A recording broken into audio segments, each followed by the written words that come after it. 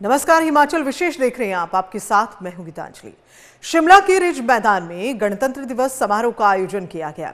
हिमाचल के राज्यपाल शिव प्रताप शुक्ल ने ऐतिहासिक रिज मैदान में तिरंगा फहराया और परेड की सलामी ली। इस समारोह में हिमाचल के मुख्यमंत्री सुखविंदर सिंह सुक्खू, नेता प्रतिपक्ष जयराम ठाकुर, लोक निर्माण मंत्री विक्रमादित्य सिंह समेत वरिष्ठ प्रशासनिक, पुलिस एवं सैन्य अधिकारी मौजूद रहे। इस अवसर पर सेना, भारत तिब्बत सीमा पुलिस, हिमाचल प्रदेश सशस्त्र पुलिस, पंजाब पुलिस, राज्य पुलिस, होमगार्ड, अग्निशमन सेवाएं, हिमाचल प्रदेश डाक सेवाएं, आपदा प्रबंधन, पूर्व सैनिक, राष्ट्रीय कैडेट कोर, राष्ट्रीय सेवा योजना कैडेट और भारत स्काउट एवं गाइड आदि की टुकड़ियों ने मार्च पास्ट किया। समारोह के दौरान कई सांस्कृतिक कार्यक्रमों का भी आयोजन किया गया। माननीय मुख्यमंत्री कमांडर नवनीत जरयाल जी, ब्रिगेडियर नवदीप बराड़ जी, पर्यटन गतिविधियों को भी बढ़ावा देने के लिए बागवानी, शिक्षा, स्वास्थ्य और औद्योगिक विकास। और ऊना शहर के राजकीय वरिष्ठ माध्यमिक बाल स्कूल मैदान में जिला स्तरीय गणतंत्र दिवस समारोह का आयोजन किया गया, जहां उप मुख्यमंत्री मुकेश अग्निहोत्री ने ध्वजारोहण किया। इस दौरान उप मुख्यमंत्री ने शहीद स्मारक पर पहुंचकर शहीदों को श्रद्धा सुमन भी अर्पित किए। इसके बाद उन्होंने परेड का निरीक्षण किया और भव्य मार्च पास्ट की सलामी भी ली। इस कार्यक्रम के दौरान कई विभागों की ओर से विकासात्मक झांकियां भी निकाली गईं और इस दौरान डिप्टी सीएम ने कहा कि हिमाचल की वर्तमान सरकार हिमाचल प्रदेश जिले समेत जिले के समग्र विकास के लिए कृत संकल्प है। उन्होंने कहा कि हिमाचल का ऊना जिला अब सोलर ऊर्जा से बिजली उत्पादक जिलों में शुमार हो चुका है और प्रदेश के कदम विकास के पथ पर तेजी से लगातार आगे बढ़ रहे हैं।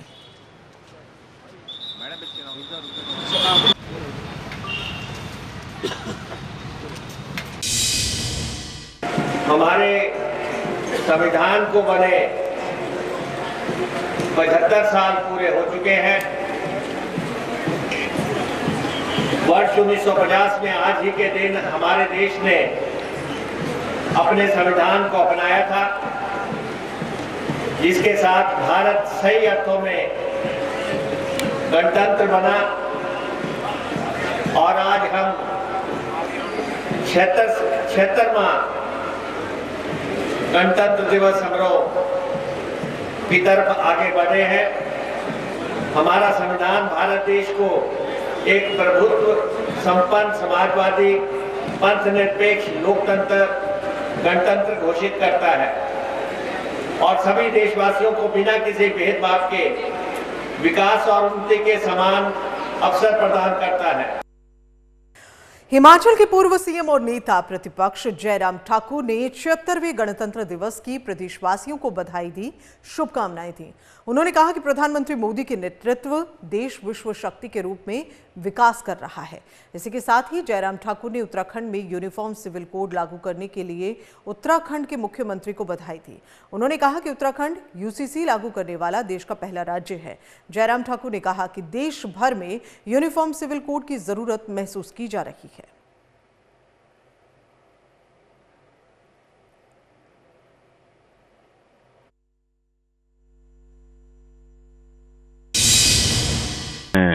उत्तराखंड को, उत्तराखंड के मुख्यमंत्री को बधाई देना चाहूंगा और यूसीसी लागू करने वाला वो पूरे देश का पहला राज्य होगा और कल 27 तारीख से वो लागू हो जाएगा।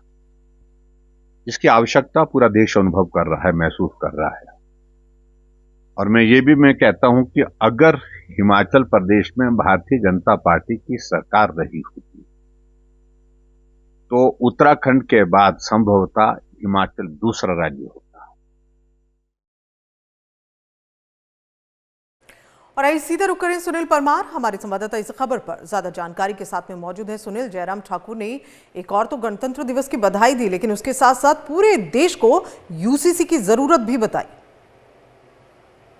गीतांजलि, मैं बताना चाहूंगा कि जिस तरह से लगातार केंद्र सरकार नए आयाम स्थापित कर रही है, अगर बात की जाए यूसीसी की, जिसको लेकर लगातार ये डिमांड की जा रही थी कि यूसीसी जो है वो भारतवर्ष में लागू होना चाहिए, और वहीं अगर बात की जाए तो उत्तराखंड के मुख्यमंत्री ने जिस तरह से लागू किया उसकी सराहना नेता प्रतिपक्ष तथा पूर्व मुख्यमंत्री जयराम ठाकुर ने की और उन्होंने कहा कि यूनियन सिविल कोड जो है ये लगना जरूरी है, क्योंकि जिस तरह से जनगणना की बात की जाए या फिर जिस तरह से अन्य चीजों की बात की जाए, तो उसको लेकर जहां एक और केंद्र सरकार जो है वो एक राष्ट्र एक चुनाव की बात कर रहे हैं, तो इसी तर्ज पर जो है यूसीसी के लागू होने से भी जो है वो देश को काफी फायदा होगा। और जिस तरह से शरणार्थी या बाकी बाहरी देशों से लोग आते हैं, तो यूनियन सिविल कोड के तहत जो है वो कहीं ना कहीं उनके पहचान करने में आसानी रहेगी। तो इसको लेकर जो है वो लगातार जो केंद्र सरकार भी आगे बढ़ रही है, और इसी को लेकर हिमाचल प्रदेश में जब जयराम ठाकुर की सरकार थी, यानी कि भाजपा सरकार थी, तो उस समय जो यहाँ पर पहल की गई थी, उस समय कहा गया था कि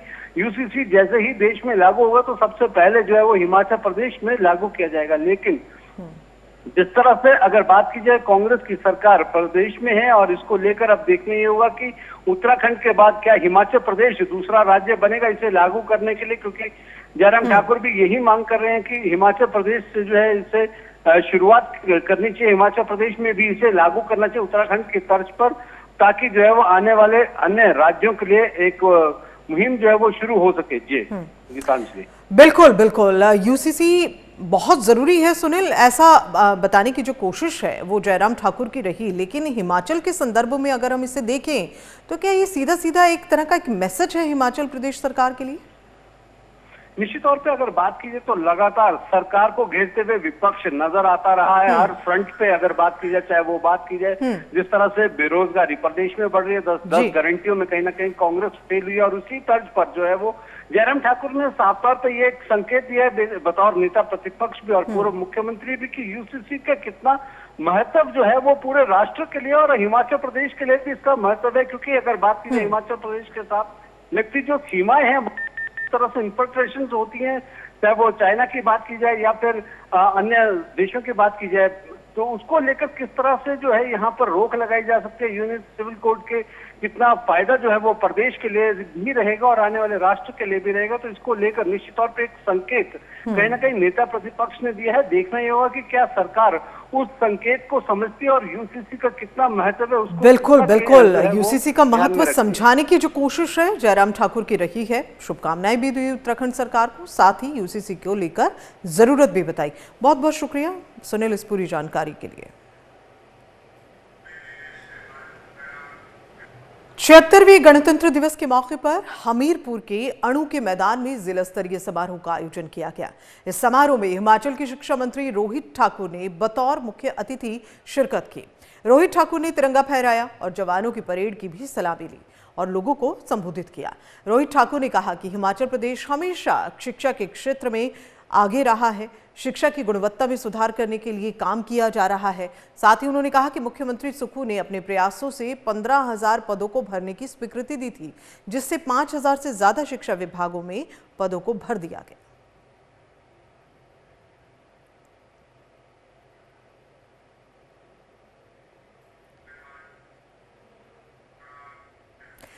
और सिरमौर में जिला स्तरीय गणतंत्र दिवस समारोह जिला मुख्यालय के ऐतिहासिक चौगान मैदान में आयोजित किया गया। इस कार्यक्रम में उद्योग मंत्री हर्षवर्धन चौहान ने बतौर मुख्य अतिथि शिरकत की और ध्वजारोहण किया। मंत्री हर्षवर्धन चौहान ने इस दौरान पुलिस, होमगार्ड, एनसीसी और एनएसएस टुकड़ियों के भव्य मार्च पास्ट की सलामी ली। उद्योग मंत्री ने देश और प्रदेशवासियों को गणतंत्र दिवस की शुभकामनाएं देते हुए सभी के उज्जवल भविष्य की कामना की। उन्होंने कहा कि आज के दिन संविधान लागू हुआ था और विश्व के सबसे मजबूत लोकतंत्र की नींव रखी गई।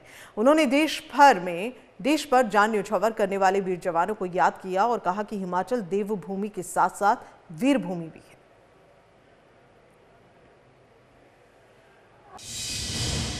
गणतंत्र दिवस की 76वीं वर्षगांठ पर मैं आप सबको हार्दिक बधाई देता हूँ। इस पवित्र दिन पर हम अपने उन शूरवीरों व जाबाज सैनिकों व स्वतंत्रता सेनानियों को याद करते हैं जिन्होंने इस देश की आजादी के लिए अपना जीवन न्यौछावर किया है। इन लोगों की कुर्बानियों की बदौलत ही हमें आज ये दिन देखने को मिला है। आइए श्रद्धा से पुनः इन वीर सपूतों के बलिदानों को हम सशक्त नमन करें और प्रतिज्ञा लें इस गणतंत्र की हम हमेशा रक्षा करेंगे।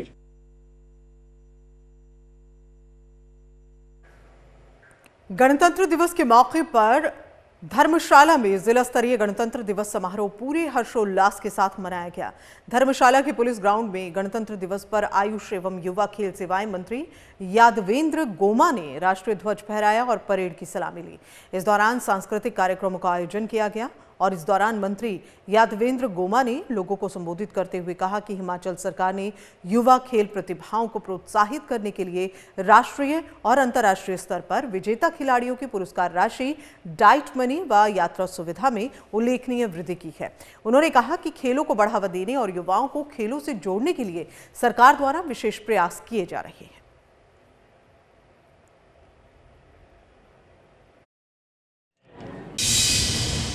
छब्बीस जनवरी का दिन हम सब के लिए एक ऐतिहासिक महत्वपूर्ण दिन है। 1950 में इसी दिन हमारे देश में संवैधानिक व्यवस्था लागू हुई थी और भारत विश्व का सबसे बड़ा लोकतांत्रिक गणराज्य बना था। मैं इस ऐतिहासिक दिवस के उपलक्ष्य पर देश के और प्रदेश के उन सभी महान सपूतों को और देशभक्तों को भी नमन करता हूं जिन्होंने देश को स्वाधीनता दिलाने में अनेक कुर्बानियां दी हैं।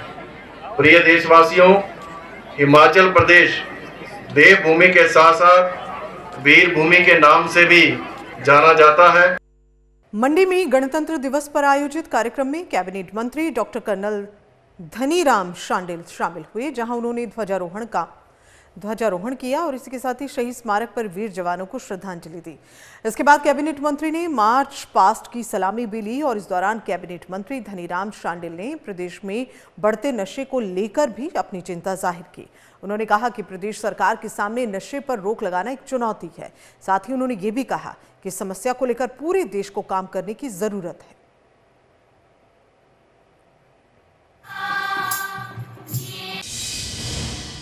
ये नशे का जो कारोबार में तो खुद नारकोटिक्स बोर्ड ऑफ इंडिया के बोर्ड पे रहा हूँ और एक बार मैंने पूछा भी था अपने ऑस्कर फर्नांडिस जी को, जो हमारे चेयरपर्सन थे, ये बीमारी कहाँ पैदा होती है, कहाँ इसके बीज बोए जाते हैं।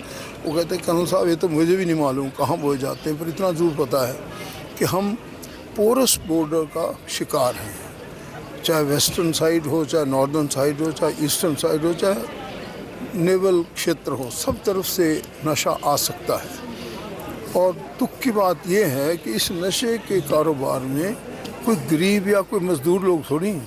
These are well-to-do people who are trying to become rich and super rich। तो ये सचमुच में एक बहुत बड़ा चैलेंज है, चुनौती है। और एज ए सामाजिक न्याय मंत्री में मेरा भी जिम्मा है कि हम इसके बाद एक अच्छी संगोष्ठी बनाएंगे और एक इस पे और ध्यान से इसके कारणों को और इसकी उत्पत्ति को ध्यान में रखते हुए इस तरफ और ज़्यादा ध्यान देने की जरूरत है। बिलासपुर जिले में रहने वाली हरिमन शर्मा ने प्रदेश का मान बढ़ाया है। दरअसल पद्म पुरस्कारों की लिस्ट में हिमाचल से एकमात्र व्यक्ति हरिमन शर्मा का नाम शामिल किया गया। हरिमन शर्मा को बागवानी के क्षेत्र में नए प्रयोग के लिए पद्मश्री पुरस्कार से सम्मानित किया जाएगा। उन्होंने मैदानी इलाकों में सेब उगाकर नया कीर्तिमान स्थापित किया। इस वजह से उन्हें सेब सम्राट के नाम से भी जाना जा रहा है। हरिमन शर्मा ने सेब की HRMN 99 किस्म को विकसित किया है और इसके लिए उन्हें राष्ट्रीय सम्मान भी मिल चुका है। उनकी विकसित की गई किस्म HRMN 99 देश के कई राज्यों समेत विदेश में भी लोकप्रिय है। यह किस्म जून महीने में तैयार हो जाती है और इस समय बाजार में ऊंचाई वाले इलाकों का सेब ना पहुंचने की वजह से इस किस्म को बेहद पसंद किया जा रहा है।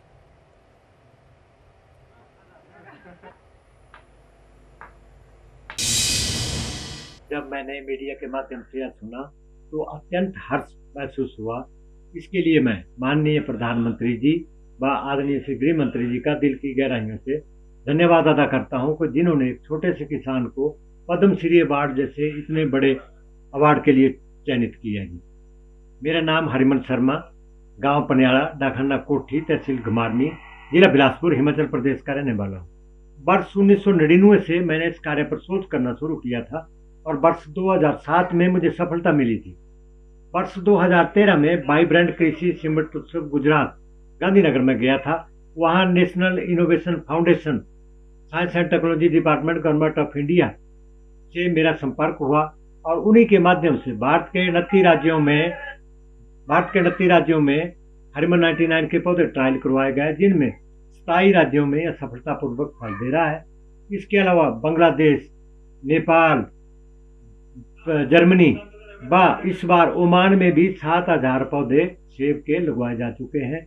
इसके लिए मुझे अब तक 18 राष्ट्रीय अवार्ड, 15 राज्य स्तरीय अवार्ड व 5 अन्य अवार्डों से नवाजा जा चुका है। और इसी के साथ हिमाचल विशेष में फिलहाल इतना ही। ताज़ा खबरों के लिए आप देखते रहिए MH1 न्यूज़।